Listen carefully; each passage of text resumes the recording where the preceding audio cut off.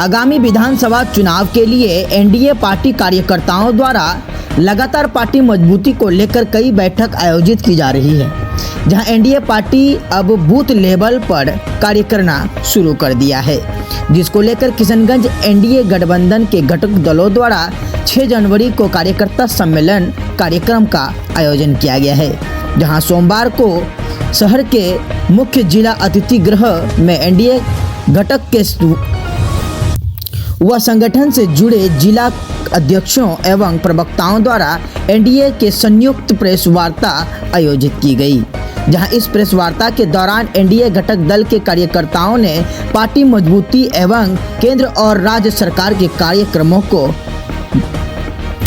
जग जाहिर किया। साथ ही बिहार और किशनगंज जिले में मुख्यमंत्री नीतीश कुमार द्वारा किए गए कार्यों को गिनाया। वहीं जेडीयू नेता मनीष यादव ने विपक्ष के तेजस्वी यादव पर निशाना साधते हुए बोले, तेजस्वी यादव MY समीकरण है। M का मतलब उनकी मां और Y का मतलब स्वयं तेजस्वी यादव। आगे उन्होंने कहा कि नीतीश कुमार सबके साथ सबका विकास कर रहे हैं, वही तेजस्वी यादव अपने साथ अपना विकास कर रहे हैं तथा विपक्षी दलों पर लगातार निशाना साधते हुए उन्होंने कई बातें की। जहां इस प्रेस वार्ता के दौरान एनडीए घटक दल के कई कार्यकर्ताओं ने अपनी बातें रखी। वही कार्यक्रम के दौरान एनडीए घटक दल के प्रवक्ता मनीष यादव, LGPR प्रवक्ता निशांत मिश्रा, भाजपा प्रदेश प्रवक्ता नीलाम अनामिका, हम के प्रवक्ता शकील हाशमी लोग।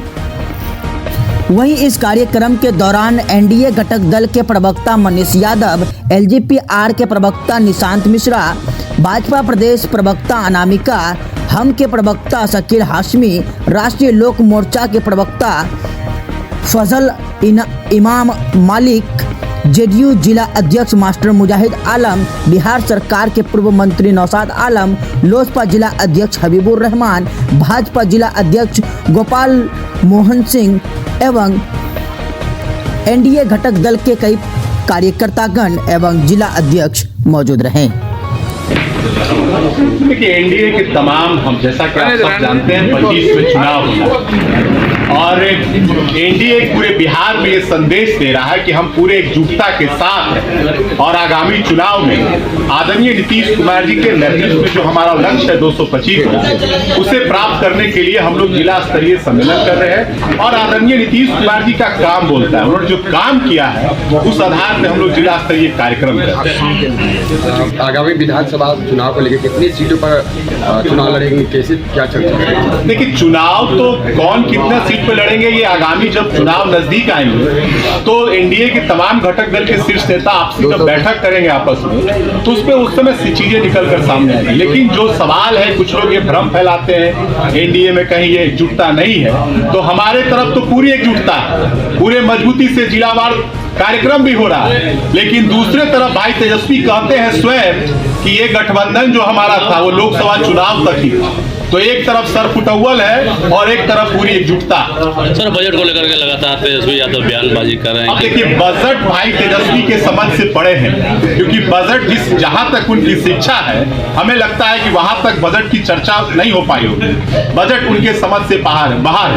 बजट तो पूरे देश में बिहार का डंका बज रहा है। पिछले बार भी जब देश का बजट पेश हुआ था तो उस बार भी लगभग 59,000 करोड़ रुपया बिहार को मिला था, लगभग सड़क के लिए, बिजली के लिए और कोसी मेची नदी जोड़ो परियोजना और कई सिंचाई के लिए। इस बार भी मखाना बोर्ड का गठन होना है, national institute of food technology का बनना है और भी कोसी पश्चिमी कैनाल नहर बनना है, पटना IIT का विस्तार होना है, तो हर क्षेत्र में बिहार के लिए दिया गया है। तो आदरणीय नीतीश कुमार जी और आदरणीय नरेंद्र मोदी जी की जोड़ी बिहार और देश का विकास कर रही है, कहीं कोई दिक्कतें नहीं। आपके गठबंधन में कहीं सिंध तो भैया हम तो कह रहे हैं पूरे मजबूती के साथ एक तरफ है और दूसरे तरफ सर फुटअव्वल है, कहीं दिखते हैं? हमारा तो सब लोग एक साथ दिखते हैं, लेकिन कहीं आप देखें भाई तेजस्वी के अलावा कोई भी दिखता है आपको साथ में कहीं? क्या उधर सर फुटअव्वल है और इधर पूरी एकजुटता है। इस बार भी बजट में MU का मुद्दा रहा, लेकिन MU का फंड नहीं रिलीज किया गया।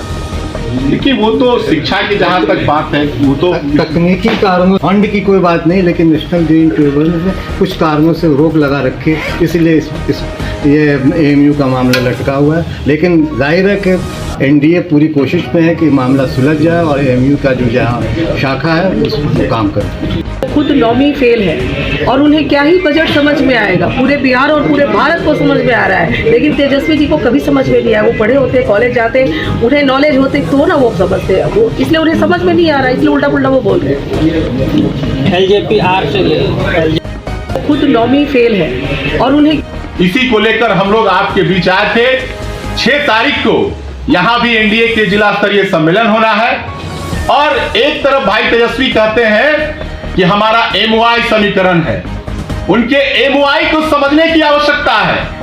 एम का मतलब उनकी मां है।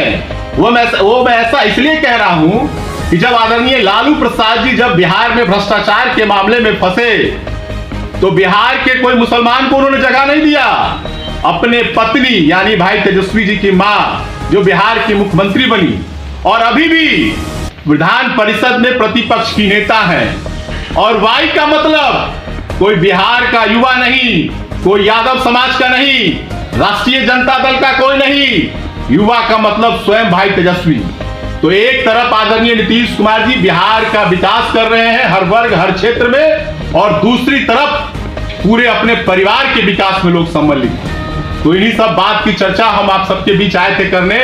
हमारे साथ हमारे घटक दल के प्रवक्ता भी आए हैं, हमारे बाद भाजपा की प्रवक्ता अनामिका श्रीमती अनामिका पासवान जी भी आप लोग को कुछ चर्चा करेंगी। बहुत बहुत धन्यवाद आपका। और हमारे आज एनडीए घटक दल के से भी हमारे पास घटक दल आए हैं, सभी पार्टी के प्रवक्ता हैं प्रदेश के।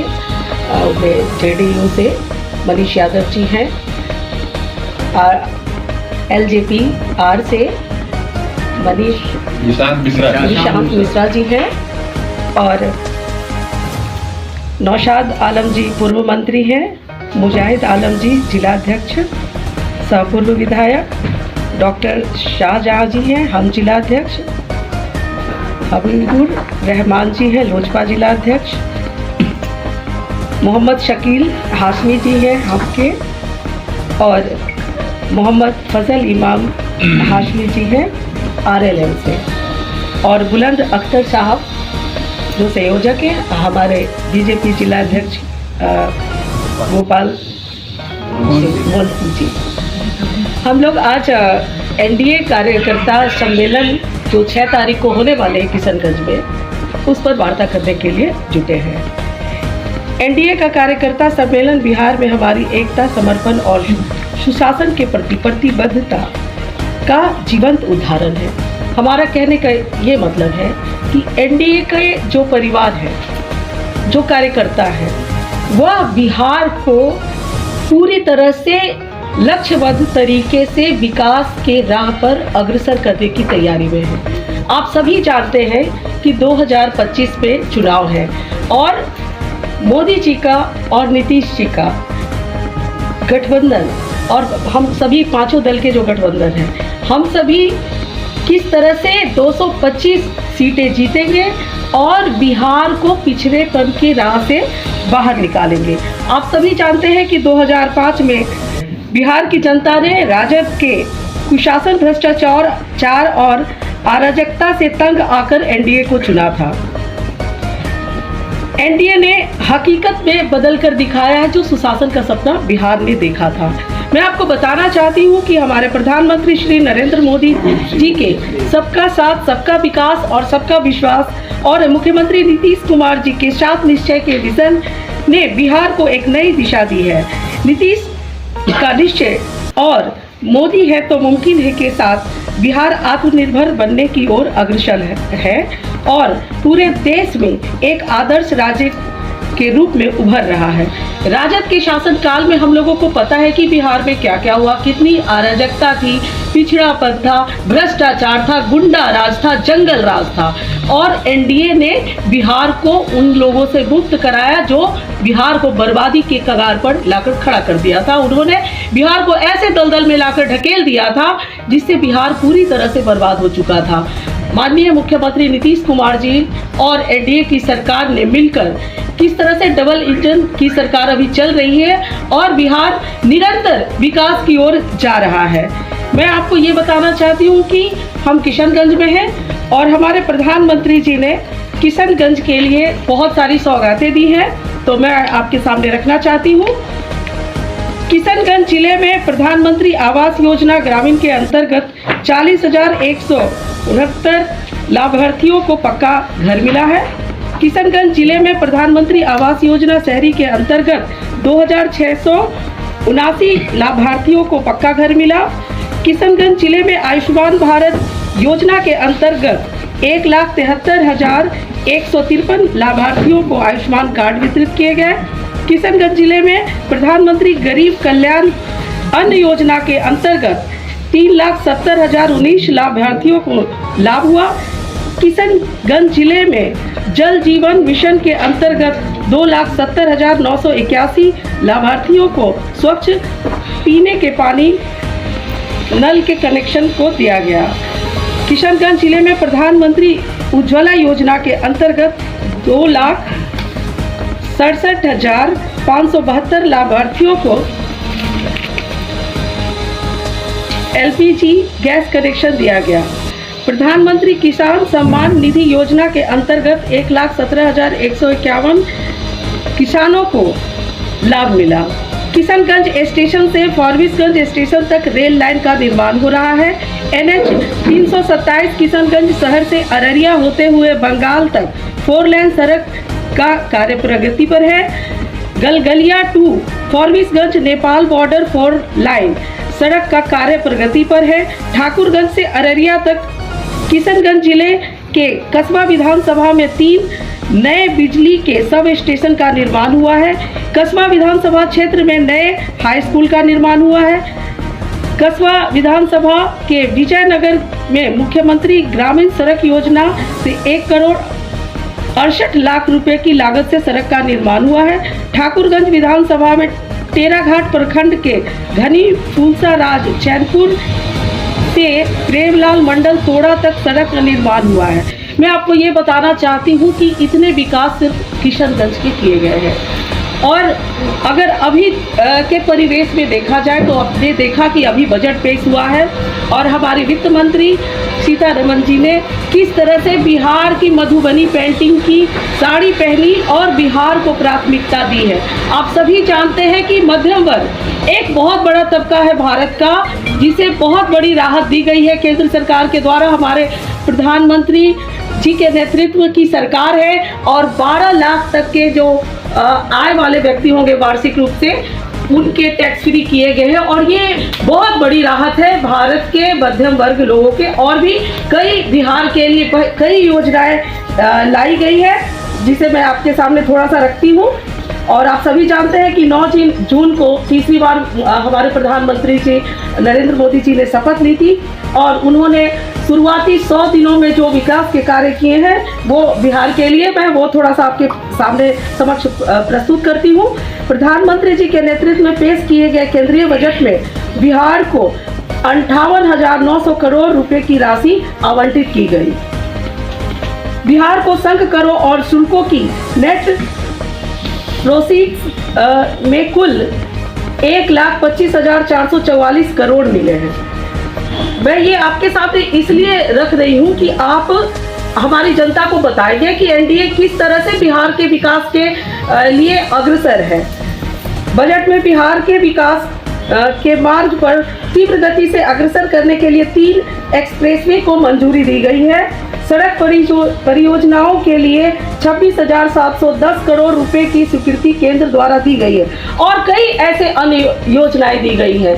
आप सभी जानते हैं कि बिहार में किस तरह से महागठबंधन के लोगों ने हमेशा लूटने का प्रयास किया है। हमारे भोले भाले लोगों को, दलित समाज के लोगों को, मुस्लिम समाज के लोगों को, अति पिछड़ा के लोगों को बहकाने और फुसलाने का काम किया है। लेकिन सच्चाई ये है कि बिहार के मुख्यमंत्री नीतीश कुमार जी के साथ निश्चय के वादे और हमारे प्रधानमंत्री मोदी जी के सबका साथ सबका विकास और सबका विश्वास के विजन के साथ बिहार किस तरह से आगे बढ़ रहा है। मैं आप लोगों के माध्यम से ये बताना चाहती हूँ कि बिहार की जनता अब देख रही है कि बिहार की विकास को नई ऊंचाई कौन दे सकते हैं, कौन प्रदान कर सकते हैं। वो लोग जिन्होंने बिहार को ठगा है, जिन्होंने बिहार को पिछड़ेपन की ओर ढकेला है, जिन्होंने बिहार में भ्रष्टाचार फैलाया है, या वो एनडीए जिन्होंने हमेशा बिहार को विकास के मार्ग पर प्रशस्त किया है। और मैं बहुत बहुत धन्यवाद देती हूँ आप तमाम लोगों को, और मैं आपके माध्यम से ये भी अपने लोगों तक, कार्यकर्ताओं तक पहुँचाना चाहती हूँ कि एनडीए के जितने भी लोग हैं, 6 फरवरी को हमारा एनडीए का संयुक्त कार्यकर्ता सम्मेलन है, उसमें जरूर सम्मिलित हो और जनता इन चीज़ों को समझे, इसलिए मैंने इन सभी बातों को आपके समक्ष रखा। बहुत बहुत धन्यवाद। सभी लोगों का बहुत शुक्रिया, सभी मीडिया के भाइयों को और एनडीए के 5 दलों के जिला अध्यक्ष, पूर्व मंत्री साहब और सभी प्रवक्ता महोदय यहाँ उपस्थित हैं। हम यहाँ से अपनी बात शुरू करें कि देश के वज़ीर आज़म कहते हैं सबका साथ और सबका विश्वास।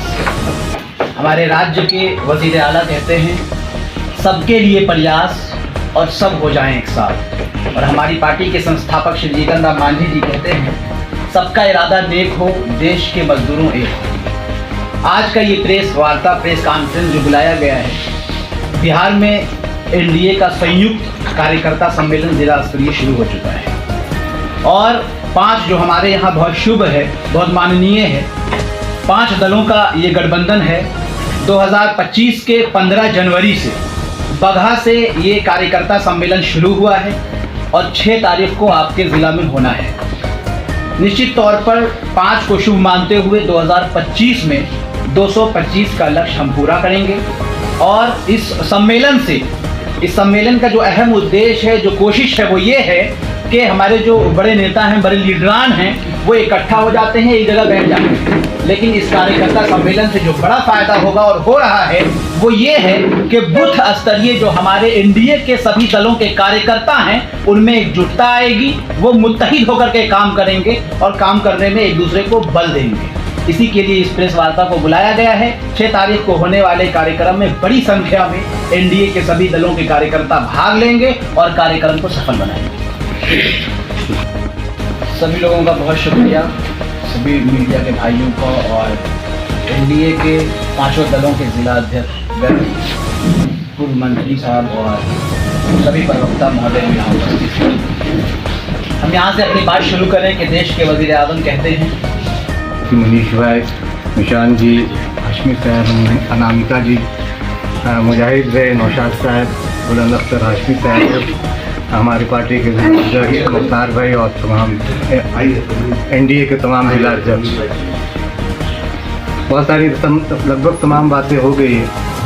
6 तारीख को जैसा तमाम लोग जाने कि 6 कुछ किशनगंज में एनडीए कार्यकर्ता सम्मेलन है और अभी तक बिहार में लगभग 16-17 जिला में ये कार्यकर्ता सम्मेलन आयोजित किया जा चुका है और वहाँ जिस तरह का समर्थन लोगों का मिल रहा है, जिस तरह से कार्यकर्ता एकजुट हो रहे हैं, इससे यह संदेश जा रहा है कि माननीय मुख्यमंत्री नीतीश कुमार जी ने जो 225 का लक्ष्य 2025 में दिया है, हम उससे पार भी जा सकते हैं। क्योंकि होता ये था कि हम एनडीए साथ तो लौटते थे लेकिन कार्यकर्ताओं में एकजुटता नहीं दिखाई देती थी कई बार। तो इस सम्मेलन का मकसद ये है कि कार्यकर्ता हम तमाम लोग एक साथ एकजुट होकर चुनाव लड़े और 225 का जो लक्ष्य हो उसे पूरा करें। एक तरफ प्रधानमंत्री जी का नारा है सबका साथ, सबका विकास, सबका विश्वास, और दूसरी तरफ हमारे मुख्यमंत्री जी का नारा है न्याय के साथ विकास। तो इन मुद्दों को लेकर हम 2025 के चुनाव में 225 का लक्ष्य को लेकर उतरे हैं। मनीष भाई ने जिन मुद्दों जिस तरफ माई और अल्पसंख्यक की बात की, मैं आज इस पर ही बात करूंगा क्योंकि पिछले 30-32 साल 35 साल से लगभग एक नैरेटिव यहाँ दिया गया है माई का, MY का। इन्होंने अपने तरीके से ये किया, लेकिन माननीय लालू प्रसाद यादव जी बहुत चालाक और श्रूड राजनीतिक हैं, इसलिए उन्होंने अंग्रेज़ी का एब्रीविएशन दिया।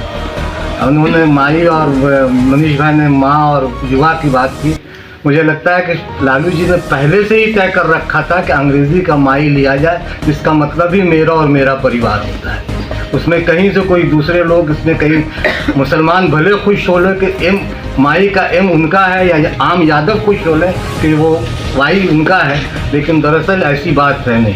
माई का मतलब ही लालू जी और लालू जी का परिवार है। पहले हम दो, हमारे दो मतलब पत्नी थी, पति थे, 2 साले थे, आज हम दो और हमारे कई हो गए हैं।